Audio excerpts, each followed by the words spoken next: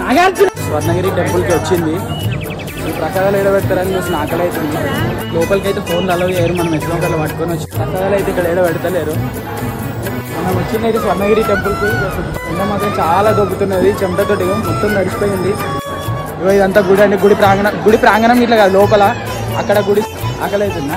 ప్రసాదాలు ఎక్కడ పెడతారో అక్కడ దోలాడుకుంటే వెళ్దాం. కొంచెం ప్రసాదాలు దొరికిన తర్వాత నమ్మకూడదు అయిపోయింది. ఇప్పుడు స్వర్ణగిరిలో పెడతారు. ఇట్లా మనకి పైసలు ఇష్టం వచ్చినట్టు ఆడ పెట్టి వదిలేసి వెళ్తా ఉంటారు. పక్కన వాళ్ళకి ఇట్లా కాయిన్స్ లేని వాళ్ళు ఏం చేస్తారంటే ఆడ పెట్టిన కాయిన్స్ మళ్ళీ తీసి పెడతా ఉంటారు. నేను అది ఇలా చూసి ఆ కాయిన్స్ వేస్తూ ఉన్నారు కానీ ఎందుకు వేస్తుంటే ఎవరికి తెలియదు. కానీ వేయాలి. మన దగ్గర ఇలా చేంజ్ ఉంటే వేసి కానీ నా దగ్గర చేంజ్ ఉన్నాయి.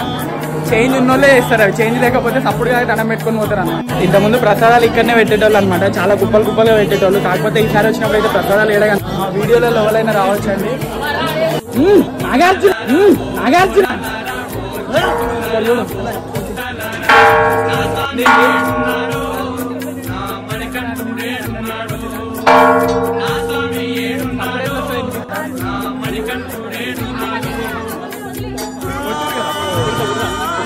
ఇది గడ్డ గురించి కొట్లాడండి. బ్లూ కలర్ ఉన్నాయి, స్విమ్మింగ్ పూల్ ఉన్నట్టున్నాయి. మీకు అనిపిస్తుంది గాలి కాలుతున్నట్టు అంటున్నాయి. సురసుర